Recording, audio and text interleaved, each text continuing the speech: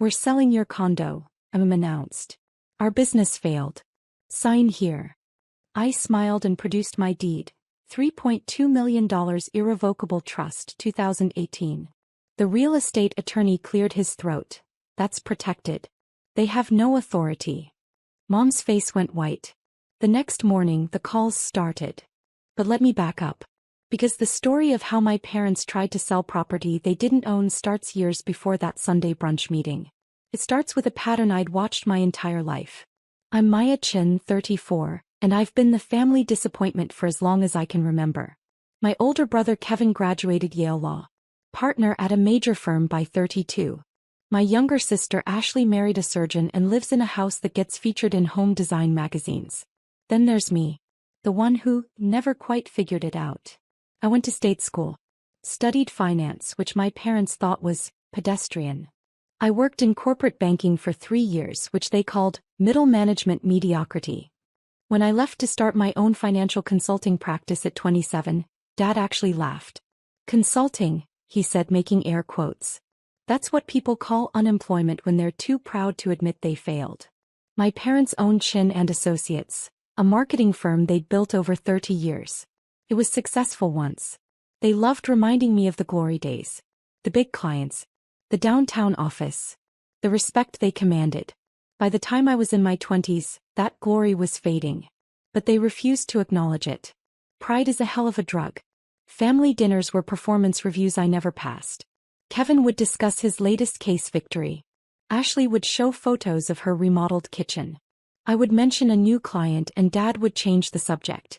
How's the job hunt going? Mom would ask as if my business didn't exist. I have a business, Mom. 12 clients currently. Oh, that's nice, dear. But when are you going to get a real position? With benefits.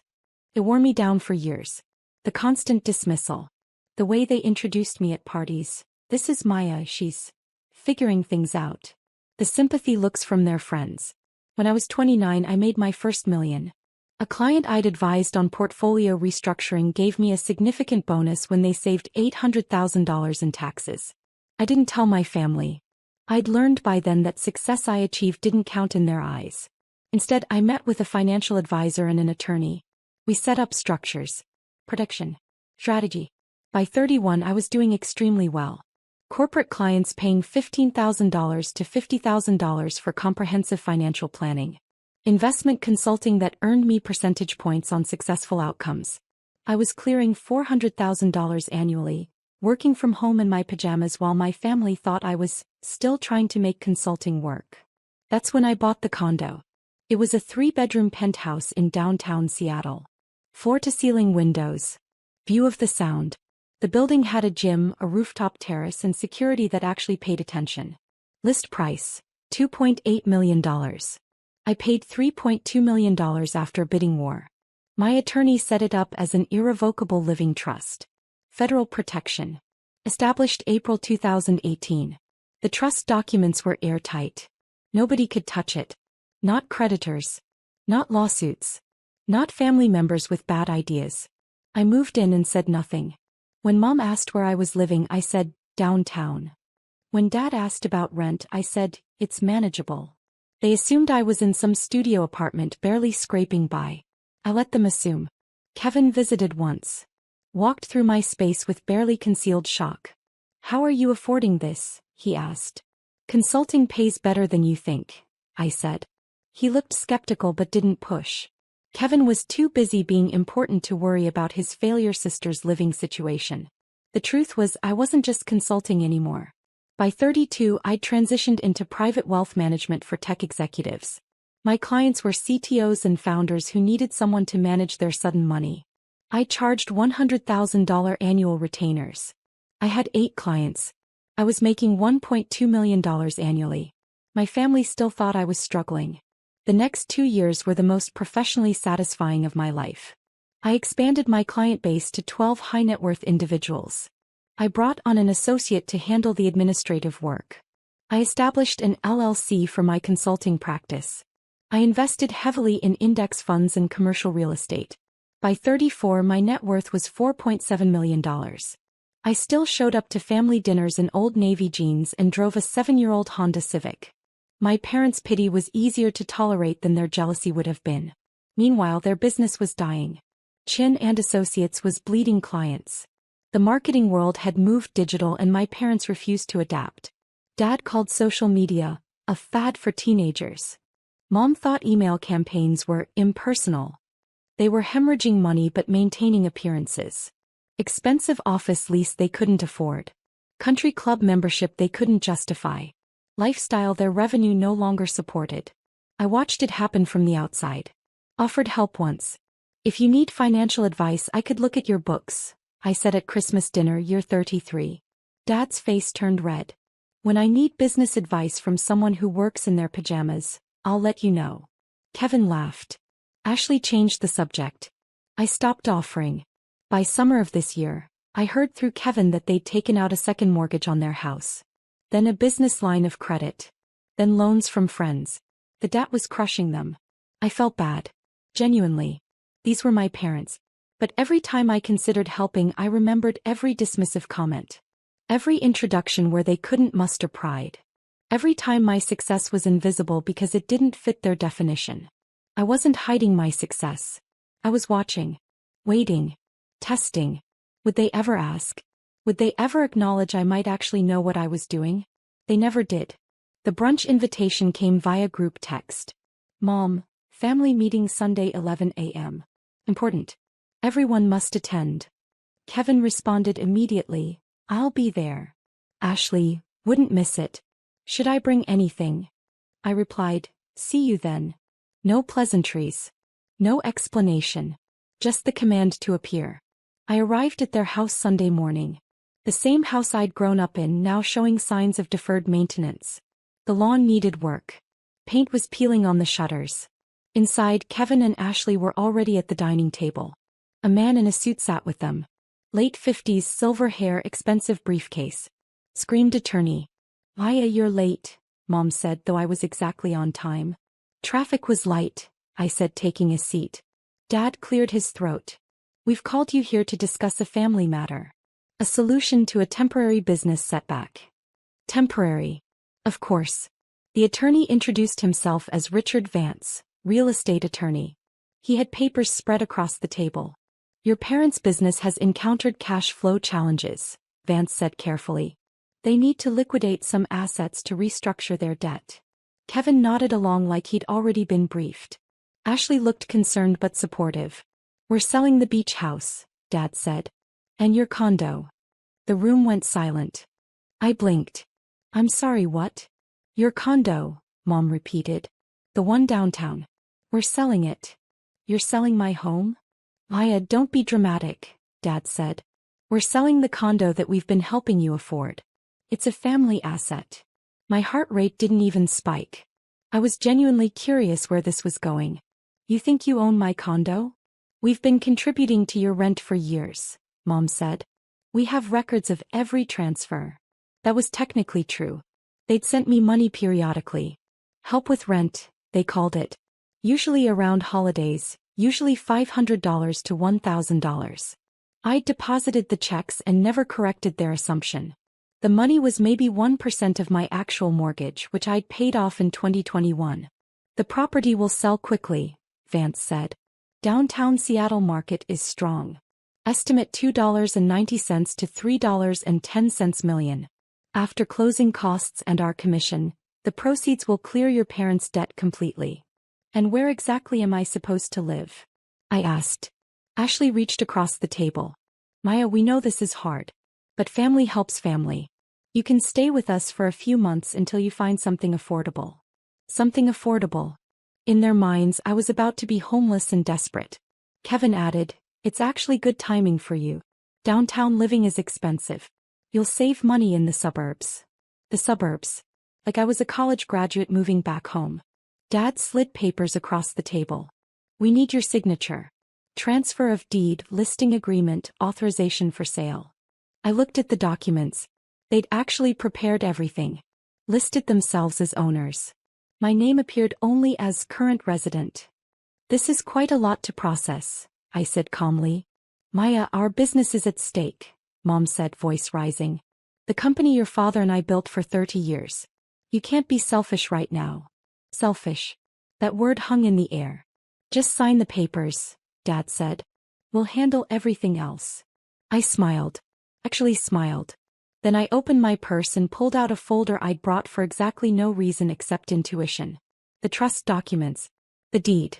The title report. All of it.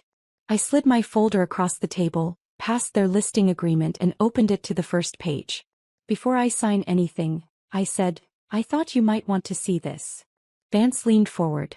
His eyes scanned the top document and his expression changed. Professional mask slipping into something like alarm. What is that? Dad demanded. The deed to my condo, I said. Want to read it? Mom snatched the paper. This doesn't make any sense. Says, Maya Chin Irrevocable Living Trust, established April 2018. Keep reading, I encouraged. Property value $3.2 million. Purchase price $3.2 million. Trust designation, Federal Protection under IRC 2036. Her voice trailed off. Vance had gone pale. He was flipping through the other documents now. The trust agreement. The title insurance policy. The closing statement from 6 years ago. I don't understand, Ashley said. Maya, did you buy it? In 2018, I confirmed. Paid cash. Well, certified check. Same thing. Kevin grabbed the documents from Mom. This is impossible. You couldn't have had this kind of money. You were 28. You were just starting out. I was doing quite well, actually. Doing well. Dad's voice cracked. Where did you get $3 million? I earned it. The silence was spectacular. Vance cleared his throat. Mr. and Mrs. Chin, I need to speak with you privately. No, Mom said sharply. She's lying. This is fake. She forged these documents to avoid helping us. I almost laughed. The trust is registered with King County. The deed is recorded. Call the county recorder's office. Call the title company. Here's their number. I slid my business card across the table. Not my consulting card. My personal card with my attorney's contact information. You want to verify? Be my guest. Vance was already packing his briefcase. I cannot proceed with this sale. The property is held in an irrevocable trust with federal protection. Your daughter is the sole trustee and beneficiary. You have no legal authority to sell, transfer, or encumber this property in any way. That's ridiculous, Dad sputtered. We've been helping her pay for it. Gifts, I said. Generous gifts, which I appreciated. But you've given me maybe $30,000 total over 6 years. My mortgage was $12,800 monthly before I paid it off. Do the math. Kevin was doing the math. I could see it on his face. $12,800 a month that's over $150,000 a year just for the mortgage. Paid it off in 3 years, I added. Saved me about $340,000 in interest. Ashley looked like she might cry. Maya, how is this possible? Financial consulting, I said. Turns out it pays pretty well. The room erupted. You've been lying to us for years. Mom's voice hit a pitch that probably bothered the neighbor's dogs. I never lied, I said calmly. You assumed. I let you. Dad pointed a shaking finger at me. You let us think you were struggling. You took our money. You sent money without asking if I needed it. I accepted it graciously. There's a difference. Kevin stood up, pacing. This is insane. You bought a $3.2 million property at 28? That's what senior partners make. How? Client bonuses, consulting fees, investment returns. I'm good at what I do. But you never told us, Ashley said, wounded. We're your family. Would you have believed me? I asked. If I'd come to Christmas dinner at 28 and said, I just bought a $3.2 million condo, what would you have said? Silence. You would have accused me of lying then too. Or assumed I'd done something illegal. Or married someone rich. Because in your minds I'm the family failure. Nothing I achieve changes that narrative. Mom's hands were shaking. How dare you? After everything we've done for you. What exactly have you done for me? The question came out quieter than I intended. We raised you. We paid for your education. State school on scholarships. I took loans for the rest. Paid them off by 26. We gave you opportunities. You gave Kevin and Ashley opportunities. You gave me disappointment every time I didn't meet your impossible standards. Dad slammed his hand on the table. This is about our business. We're losing everything. And you're sitting on millions while we drown. There was the real anger. Not that I'd hidden my success. That I had success while they were failing. You never asked for help, I said. Not once. I offered to look at your books 2 years ago. You laughed at me. Because you don't know anything about running a real business. I manage $47 million in client assets. I have 12 clients paying me $100,000 annually each. I clear $1.2 million a year working from my condo in my pajamas. I think I know a little about business. The number hit them like a physical blow. $1.2 million? Kevin's voice was barely a whisper. That's more than I make. It is, I confirmed. Ashley covered her mouth. Mom sat down heavily. Dad looked like he might have a stroke. Vance stood up. I'm leaving. Mrs. Chin, Mr. Chin, you need different counsel. I specialize in property sales, not family therapy. Wait, Mom called after him. There has to be something. She owes us. We're her parents. Vance turned back, professional to the end. She owes you nothing. The property is legally hers. Has been for 6 years. My advice. Hire a financial consultant to help restructure your business debt. Perhaps your daughter would be willing to help. He gave me a slight nod and left. The sound of the door closing was deafening. You could still help us, Mom said finally. You have the money. I agreed. Then do it. We're your family. Let me ask you something, I said. If I help you now, will anything change?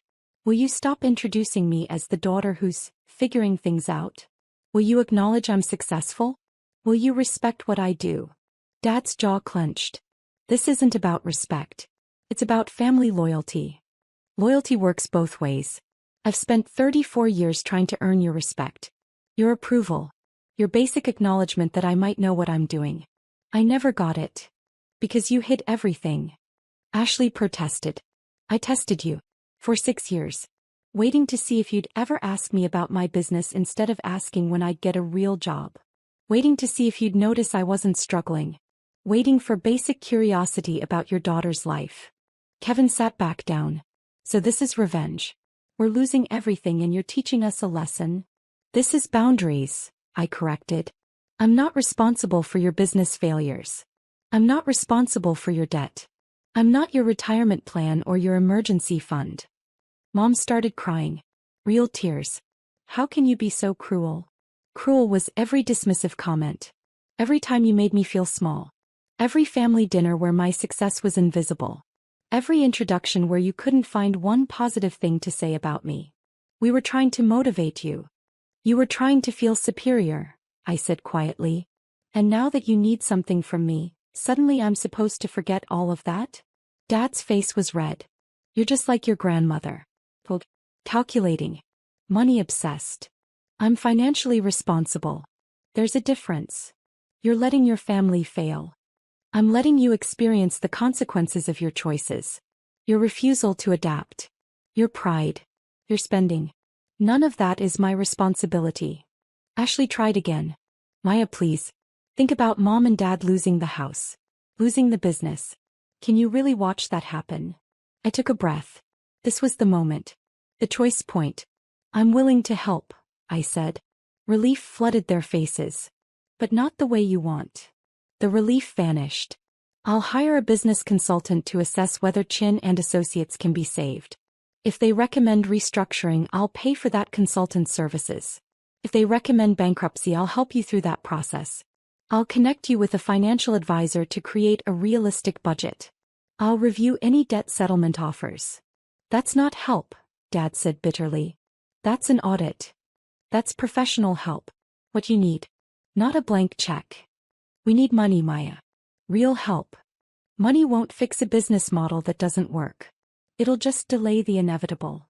Mom stood up abruptly. Get out. Excuse me. Get out of our house. If you won't help your family, you're not welcome here. Kevin and Ashley looked shocked but said nothing. I gathered my documents calmly. I'll send you the contact information for the business consultant. His name is Marcus Webb. He's excellent. He helped 3 companies restructure last year. All 3 are now profitable. We don't want your consultant. Dad yelled. Then you don't want help. You want rescue. Those aren't the same thing. I walked to the door. Turn back. When you're ready to have a real conversation about solutions instead of just demanding money, call me. Until then, I'll be in my $3.2 million condo that you don't own. I left. The call started at 6:47 a.m. the next morning. Mom, Paya, we need to talk. Call me immediately. Kevin, what you did yesterday was unbelievable. Call Mom. Ashley, please just help them. I know you're hurt, but they're desperate. I silenced my phone and went to work. By noon, I had 23 missed calls and 47 text messages. The messages got progressively more desperate. Mom, 8:15 a.m., the bank called. We need to make a payment by Wednesday. Kevin, 9:30 a.m., I talked to some colleagues. They said you're right about bankruptcy, but Mom won't hear it. Ashley, 10:45 a.m., Dad's blood pressure is through the roof. Please. Mom, 11:20 a.m., we can negotiate. You can set terms. Just please help us. I responded to one message. Kevin's. Me, Marcus Webb's number. 20655505147. He's expecting their call. I've already paid his consultation fee. Kevin, they won't call him. Me, then they don't want solutions. I returned to my client work. Portfolio review for a CTO who just received a $2 million stock grant. He needed tax strategy. This was what I was good at. This was what I'd built. My phone buzzed. Unknown number. Why Chin? Miss Chin, this is Marcus Webb. I just received a call from your parents. My heart rate picked up. They called you. Your father did. Brief conversation. He wanted to know if you'd paid me to tell them to file bankruptcy. What did you say? That I haven't reviewed their books yet and wouldn't make recommendations without data. He hung up. Of course he did. Thank you for trying, I said. For what it's worth, your offer was generous. Most children wouldn't pay for professional help after being treated the way you described. They're still my parents. They're lucky you remember that. By Wednesday, the messages changed tone. Dad, the bank is starting foreclosure proceedings on the house. I hope you're happy. Not happy. Sad actually. But firm. I didn't respond. Thursday afternoon, Ashley showed up at my building. The doorman called up. There's an Ashley Chin here to see you. Send her up. He walked into my condo and just stared. Really looked at it for the first time. Maya, this is incredible. Thank you. I never really saw it before. I mean, I knew it was nice, but you saw what you expected to see. What they told you to see. She sat on my designer couch. Probably $8,000. She didn't know that. They're going to lose everything, she said quietly. Probably. You really won't help? I offered help. They refused it. Money, Maya. They need money. How much? She blinked. What? How much do they need? Specific number. Dad said maybe $400,000 to clear the immediate debts and keep the business going another year. And next year. What?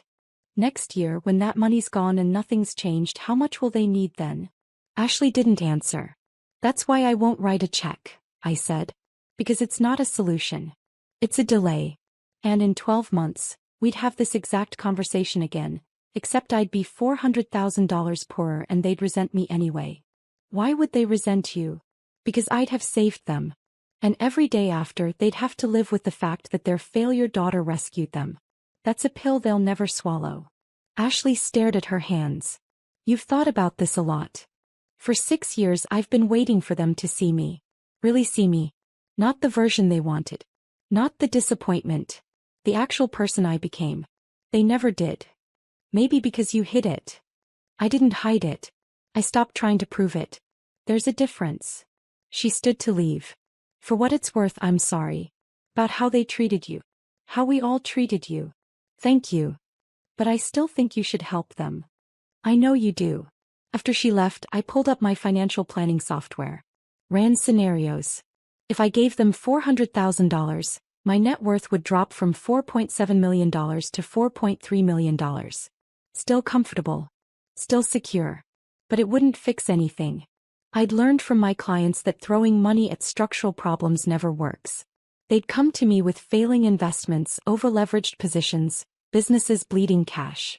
The ones who survived weren't the ones who got rescued. They were the ones who faced reality and rebuilt. My parents needed to face reality. I wasn't going to rob them of that lesson. 6 weeks later, Kevin called. "They're filing Chapter 11, he said. "Business bankruptcy." "That's the right choice. They're losing the house too. Can't afford the mortgage. Where will they go?" Ashley and her husband offered their guest house. "It's small. But it's family." "Yeah." Silence on the line. "Maya, I owe you an apology. A real one. We all do." "Thank you. I looked into what you do. Read about your firm. You're really successful. Like legitimately. I didn't know. I tried to tell you. We didn't listen. We saw what we wanted to see. What we needed to see to feel superior.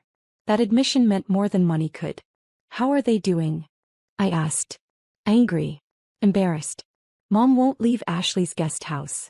Dad's been applying for jobs. It's rough. It'll get better." "Will it?" "If they learn from it, yes." 2 months after that, I received a letter. Handwritten. From Mom. "Maya, I don't expect you to forgive me. I don't know if I'd forgive me. Marcus Webb was right. The business was dying and I couldn't see it. Your father and I lived in denial for years. We spent money we didn't have to maintain an image that didn't matter. He tried to tell us. I remember now. Little comments over the years about changing markets, digital strategy, financial planning. We dismissed all of it because accepting your advice meant accepting you knew more than us. That terrified me. I wanted you to be the one who needed us. The one who proved we were still important, still wise, still in control. When you succeeded without us, it felt like rejection. But you didn't reject us. We rejected you. Your father and I are living in a 600-square-foot guest house. He's working as a marketing consultant for a startup. I'm doing freelance social media management. The irony isn't lost on me. We make $85,000 combined now. It's the most honest money we've earned in a decade. I don't know if we'll ever have a real relationship. But I wanted you to know I see you now. I see what you built. I see how strong you had to be to succeed while we tried to convince you that you were failing. I'm sorry." I read the letter 3 times. Then I called Marcus Webb. "If they wanted to take business classes, community college, or online courses, would you recommend any?" "Several." "Are you paying?" "Anonymously. Through a scholarship fund." "That's kind of you." "They're still my parents. I set up a $50,000 education fund in their names. Sent the information through Marcus. Told him not to reveal the source. They'd learn eventually. Or not. Either way, I'd done what I could. 3 months later, I saw Dad at a coffee shop near my condo. He was sitting with a laptop, video call in progress, clearly working. He looked smaller somehow. Older. But also more present. Our eyes met across the cafe. He closed his laptop. Walked over. "Why, Dad. I'm working with a client. Startup launch. They needed marketing strategy." "That's great." "It is actually. It's different than before. Honest work. Fair pay." We stood in awkward silence. "Your mother told you about the letter?" he asked. "She did. I should have written one too. I was ashamed." "I understand." "No, you don't. You're 34 and more successful than I ever was. You did it without help, without connections, without anyone believing in you. And I spent years trying to convince you that you were failing. You were protecting your ego. I was being cruel." I nodded. "Yes. You were." He flinched but didn't argue. "But you're learning now," I added. "That counts for something." "Does it count enough?" "I thought about that. Ask me in a year." He smiled sadly. "That's fair." He went back to his table. I got my coffee. As I left, I glanced back. He was working again. Focused. Engaged. Maybe he'd make it. Maybe they both would. But either way, I'd learned the most important lesson. I didn't need their approval to be successful. I didn't need their validation to know my worth. I'd built something real. Something mine. And that $3.2 million condo? Every time I walked through the door, it reminded me, I was never the family failure. I was the one who succeeded despite them. That's a different thing entirely.